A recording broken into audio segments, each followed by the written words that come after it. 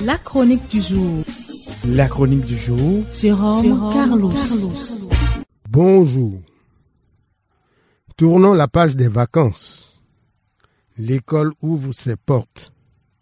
Année après année, le rituel de la rentrée des classes semble être le même. Mais à la vérité, les rentrées ne se ressemblent pas. Chacune se charge de son lot de nouveautés, de sa part de surprises. Restent quelques balises stables et sûres. Elles sont à tenir pour des acquis. Quelles sont ces balises? Nous pouvons écarter le risque d'une année blanche pour faire de grèves. Nous avons trop souffert des grèves qui paralysaient tout le système éducatif. Les parents d'élèves se saignaient aux quatre veines, puis patatras, tout allait à volo. Une grève venait tout briser. L'année était invalidée et déclarée blanche. De telles grèves se conjuguent désormais au passé. Les classes culturelles, inaugurées l'année dernière, vont se poursuivre. Il est essentiel que nos jeunes apprenants s'éveillent aux valeurs artistiques et culturelles de leur terroir. Ils ont besoin de repères et de références identitaires. L'école coloniale s'était appliquée à former des perroquets récitants, des singes grimaçants. L'école de la rupture se doit de changer la donne. Le gouvernement tiendra la promesse d'ouvrir sur toute l'étendue du territoire national des lycées d'enseignement technique. C'est un tournant majeur pour notre système éducatif. Il ne s'agit ni d'exclure, ni de disqualifier les connaissances théoriques. Il s'agit plutôt de privilégier les compétences, de mettre en avant des hommes et des femmes de métier, de cesser de former des diplômés sans emploi.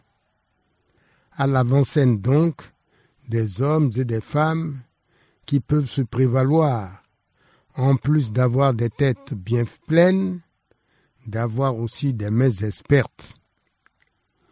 Nous certifions que l'expérience des cantines scolaires, qui nous désigne désormais en Afrique comme un pays modèle, va se poursuivre et va s'étendre. Les cantines sont le visage, sinon la version scolaire, du hautement social.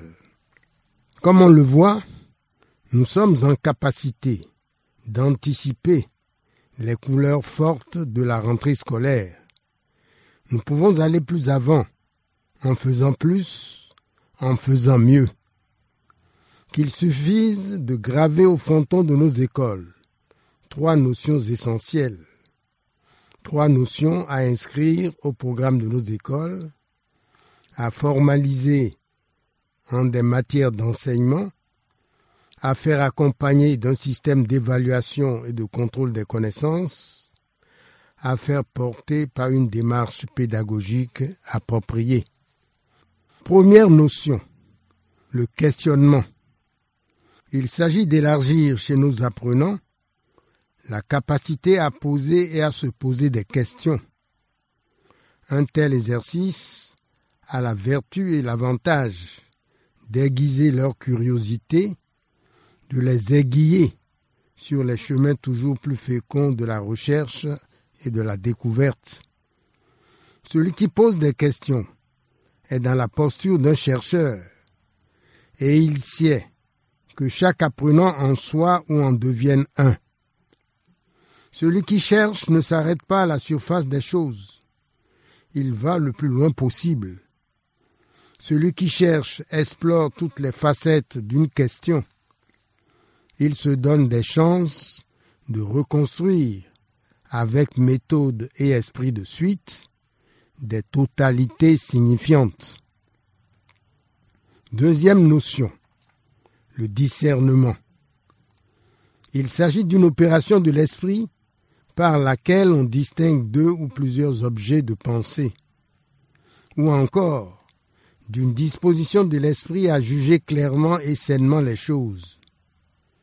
Par le discernement, L'apprenant conquiert son autonomie mentale.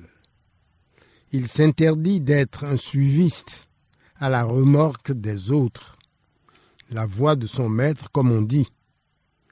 Il se forge une opinion qui porte son sceau distinctif sur l'enclume de son intime conviction. Par ces temps où les réseaux sociaux flambent de 1001 fake news, c'est une grâce. Par ces temps où on s'acharne à nous faire prendre des vessies pour des lanternes, c'est une chance. Troisième notion, l'esprit critique. L'adjectif critique signifie qui examine la valeur logique d'une assertion, l'authenticité d'un test. Un esprit critique n'accepte aucune assertion sans s'interroger sur sa valeur. Il ne prend donc rien pour argent comptant. Voilà qui complète la notion du discernement, voilà qui boucle bien la boucle. On l'a dit et on le sait, peu de mots suffisent à qui sait comprendre. Merci pour l'attention et à jeudi prochain. C'était la chronique du jour. Retrouvez la chronique sur www.capfm.com.